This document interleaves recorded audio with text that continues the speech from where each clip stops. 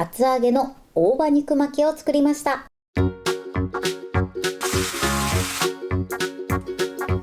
んにちは、料理研究家のゆかりです。このチャンネルはいろんな料理のレシピ、そして役立つ情報をご紹介していくチャンネルです。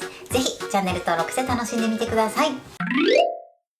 はい、ということで今日はですね、厚揚げの大葉肉巻きを作っていきたいと思います。今回はですね、厚揚げを肉巻きにしていくんですが、大葉に関しましては表面に巻いて彩りよく仕上げていきたいと思います。お肉を巻いて焼いて味付けするだけなのですごく簡単です。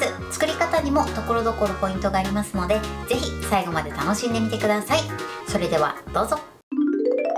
それでは今日の材料をご紹介します。材料はこちらです。豚ロースの薄切り肉、厚揚げ、大葉、お醤油、みりん、お酒、お砂糖、コチュジャン、白ごま、片栗粉、そして焼く時にサラダ油を使っていきます。まずですね、お肉なんですが、今回はロースの薄切り肉を使っていきます。今回こちらしゃぶしゃぶ用のお肉ですね。薄めのお肉を使っていきます。この肉巻きのお肉に関しましては、お好みのものを使って作ってみてください。そして厚揚げですね。こちらはね、正方形の厚揚げを2つ使っていきます。こちらはお好みのものを使っていただいて OK です。あとは大葉ですね。こちらは肉巻きして焼いた後に最後大葉で包んでいきます。そうすることでね、大葉の香りも楽しめてとても美味しい肉巻きになります。あとはですね、今回甘辛味にしていくんですが、少しコチュジャンを加えていきます。そうすることで味に深みが出て美味しい仕上がりになります。もしない場合はね、コチュジャンは抜いて作っていただいても OK です。ということで早速こちらの材料で作っていきます。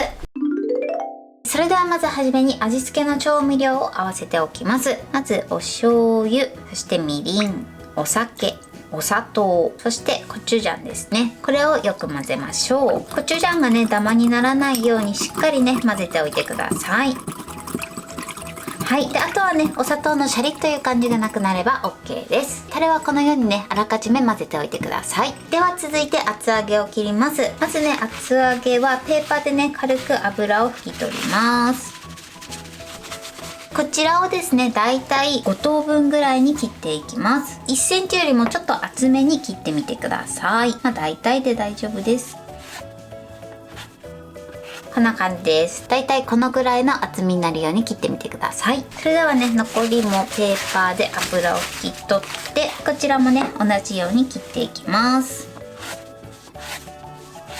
はい、厚揚げはね、このように10等分にします。それでは続いて大葉を切ります。大葉はですね、水洗いしてしっかりね、水分を拭き取っておいてください。水分を拭き取ったら、この茎の根元を合わせて、そして茎を切り落とします。大葉はこのように準備しておいてください。それではね、お肉を巻いていきます。まずお肉の内側に片栗粉をまぶしてください。こうすることでね、お肉が剥がれにくくなります。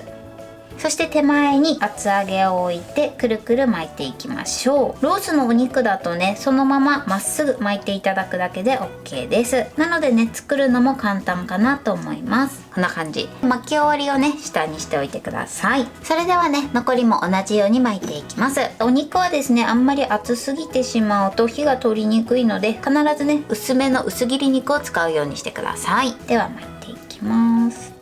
きつめにね、巻きましょう。巻く時もですね、こうやってロース肉を広げると、こんな感じでちょっとね、細い方と太い方があると思います。巻く時は細い方から巻いていただくと仕上がりがね、こんな感じで綺麗になります。今回はですね、大葉とあとはお肉だけなんですが、ここにね、チーズを一緒に入れていただいても美味しく召し上がっていただけます。薄切り肉をこうやって広げるときはあんまり破かないように注意してください。はい、このように巻きました。そしたらですね、また上から薄く片栗粉をまぶしてください。こうすることでお肉がよりね、剥がれにくくなるのと、あとはタレもね、絡みやすくなります。裏返して片面にもね、まぶしてください。はい、 OK です。それでは焼いていきます。まずですね、油を敷きます。ペーパーなどでね、薄く伸ばしましょう。そしたら火にかけます。火加減中火です。一度このままフライパンを30秒ほど温めてください。はい、温まったらこのお肉の巻き終わりを下にして置いていきましょう。フライパン温め終わったら火加減弱火にしてください。これで置いていきます。必ず巻き終わりを下にして焼くようにしてください。このままですね、弱火で焼き色がつくまで焼いていきます。はい、今ね1分ちょっと焼きました。焼き色がついたら裏返します。片面も焼き色がつくまで弱火で焼いていきます。はい、でまた同じように1分ちょっと経ったら焼き色を見て、焼き色がついてたら今度は側面をね焼いていきます。側面はね、1分くらいでいいかなと思います。焼き色がついたら反対側の側面を焼いていきます。はい、で全体にね焼き色がついたら最後ねちょっとだけまだこう重なってる部分に火が通ってないかもしれないので軽くね蒸し焼きします。ここにお水を大さじ1/2ぐらいですね入れます。そして蓋をしてこのまま1分蒸し焼きしてください。はい、1分経ちました。蓋を開けます。まだ水分が残ってる時は少し火を強めて水分を飛ばします。これでねきちんとお肉に火が通ってれば OK です。そしたらですね、こちら作っておいたタレを回しかけます。そして煮絡めていきましょう。ちょっととろみがつくぐらいまでね煮絡めてください。火加減は中火です。時折ねこのように転がしながら煮絡めてください。はい、OK です。だいたいね1分半から2分ぐらいですね。タレにとろみがついてお肉にねタレがとどまるぐらいですね。こんな感じでテリテリになれば OK です。最後にですね白ごまを全体に振ってください。はい、 OK です。それでは今からねこちら大葉で巻いていきます。ではねお皿の上に大葉を置いてください。こっちがね表になるので表を下にしましょう。そしてここに肉巻きをのせます。あとはこの大葉でくるっと巻いてこんな感じで仕上げてください。それではね残りも同じように大葉を巻いていきます。巻きながらねこんな感じでお皿に盛っていただくといいかなと思います。こうやってねこの上からね大葉を巻くことで大葉の香りが引き立ってすごく美味しい仕上がりになります。こんな感じで置いてくるっと巻いてそして並べます。はい、このように巻き終わりました。ちょっとね全部お皿に乗り切らなかったんですがこんな感じでね美味しそうに仕上がってます。あとはねこのまま召し上がってください。はい、これで厚揚げの大葉肉巻きの完成です。こんな感じに仕上がりました。このようにね大葉の彩りも良くてとても美味しそうな仕上がりになってます。タレもねしっかりと絡んでます。これで完成です。それでは早速いただきたいと思います。ではいただきます。